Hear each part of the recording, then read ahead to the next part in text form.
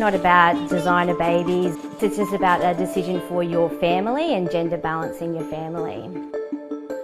I'm 39 weeks pregnant, so any day now I hope this little girl arrives.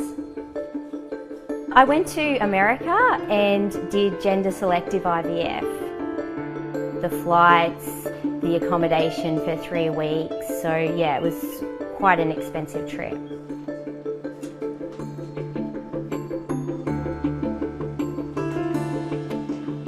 There's a big, shall we say, demand rather than need for it in Australia. And it would be rare for a fortnight to go by where I don't have a couple seeking gender selection.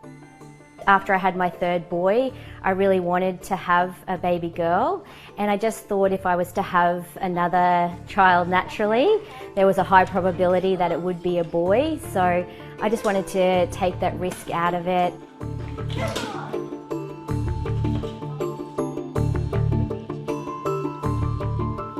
Now that there's such accurate genetic testing available at 10 weeks, where you can tell the gender of a fetus with a less than a 1 in 10,000 error rate, patients are going ahead and unfortunately aborting healthy children of the wrong gender. Admission to life should not be conditional on the child coming up to any expectations of the parents.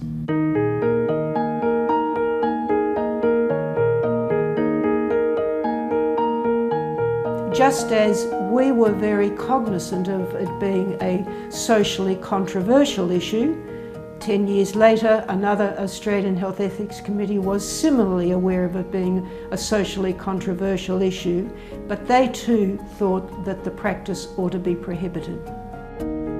I would like the people to have an open mind about reviewing the guidelines. If IVF is available, people get the PGS testing where embryos are tested for chromosome abnormality, so it's part of that process. So it's not anything additional, it's then just choosing the gender.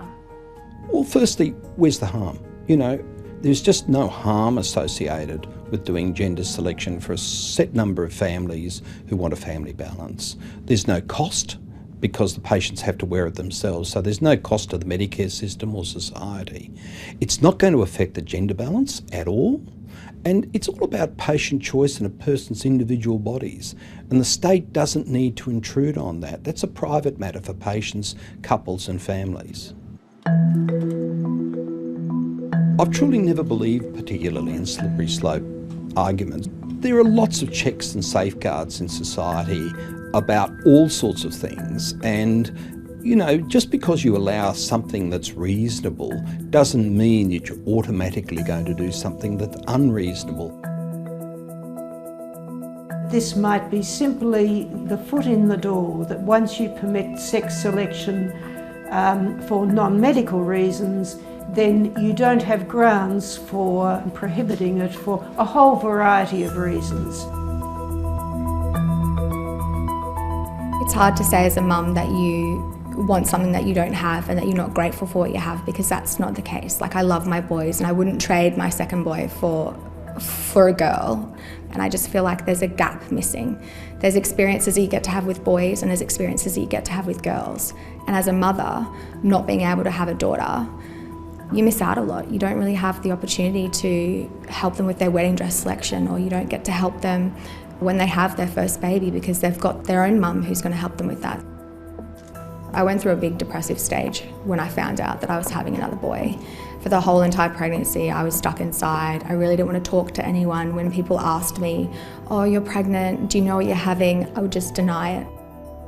It's not just I want to have this and I would like to have this. It's more like of a deeper emotion that you feel like you need to have it, and that when you don't, you just get overwhelmed with emotion because you feel like a part of you is just never going to be whole again. I don't for a moment doubt their decency and their desire for this. I don't for a moment, and I understand that maintaining the prohibition may cause distress and inconvenience.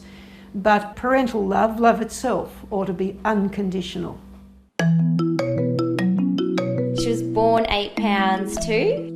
The boys are loving having their little sister around, and yeah, I feel like our family's complete.